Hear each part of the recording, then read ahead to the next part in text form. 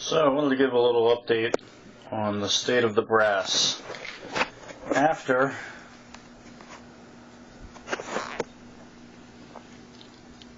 stainless steel pin cleaning. Stainless steel pins, water, this, and this. And we're talking just a little, just that much of this, and only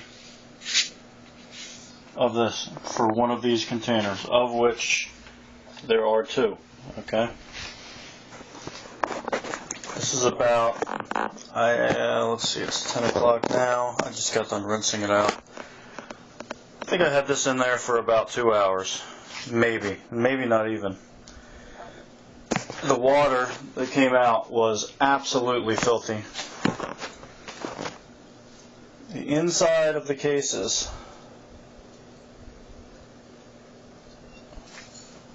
I'm not sure you can see this very well. The insides of these cases, it's like a brand new piece of brass. You see the shine in there? It is absolutely spotless. Spotless. And the primer pockets, look. See that? Same thing with the 223 press. Look how I thought it was good before. It's like brand new brass. I've gotten brand new brass that didn't look as good as this. The pockets are absolutely spotless. Spotless. And I mean not one speck of dirt in there. And I'm not sure I'm going to be able to get any light. Oh yes, you can see a little bit. See inside there? We're talking clean. Absolutely freaking clean. All because stainless steel pins added. That's phenomenal. This is a result I never, ever thought I'd get a result like this. It's unbelievable to me. Unbelievable. And just in case you're wondering how I got these separated, I used one of these, Franklin Arsenal. I'll tell you what, I'm not going to give this a terrible review because it worked, but you put them on a bucket, okay? You'll notice there's screws. There's screws because this piece of crap, you couldn't even put it on the bucket without breaking it. And I know what I'm doing. I'm not an idiot. But still, you know, that's the way it is. Hey, Dolce. The other thing I use to help transfer the stuff out of the bucket is this thing. This is just a cheapo. It's got a magnet in it. It's got a magnet on this end, and then when you pull up on this handle, it releases it. So, see? That's pretty strong. Strong enough to suck the pins out of the bucket and put them back into these. So, anyway, that's the update. Looks like I got some nickel cases in here. I'll be putting them in a separate place. I use nickel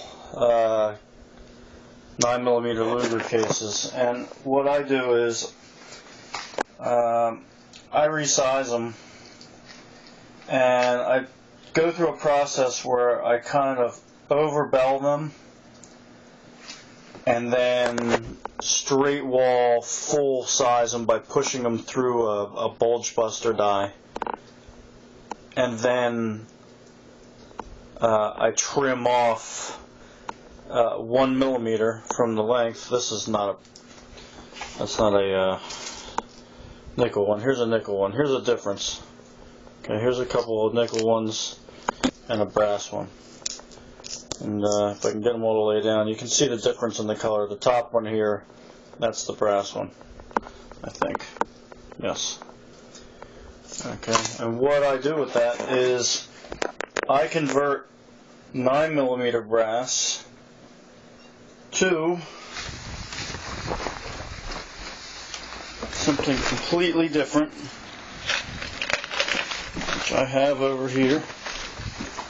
Excuse me for making you all seasick. That's right, 9x18 Makarov.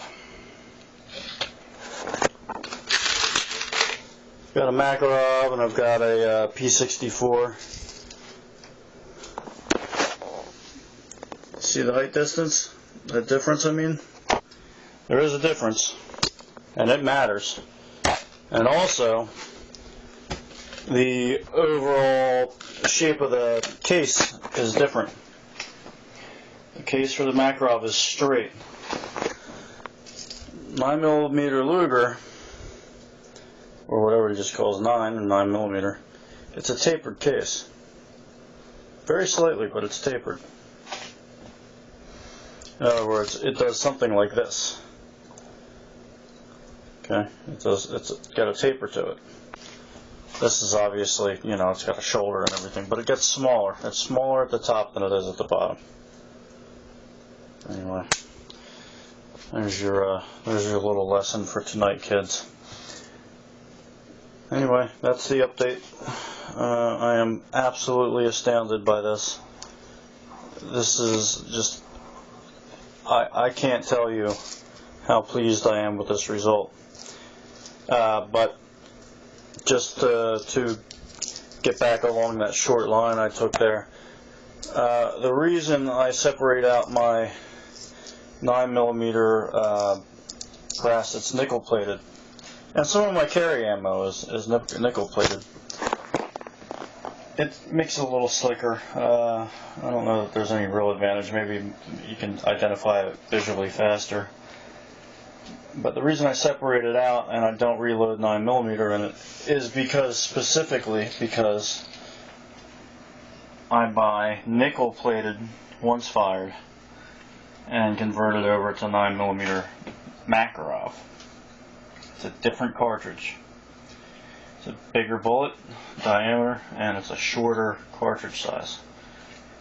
And it's still a stout little round.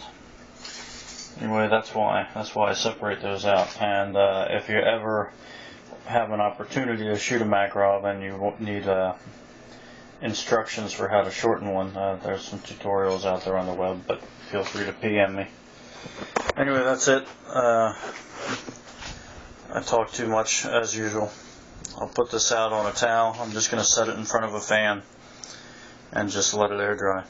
It's already been tumbled around in that separator. Most of the water's gone. There's just a little bit in there, and it's not going to spot or anything. It should be fine, especially with that lemon shine. It's a bit of a water softener, so it shouldn't spot. Anyway, that's it. I will continue with the updates. Happy shooting.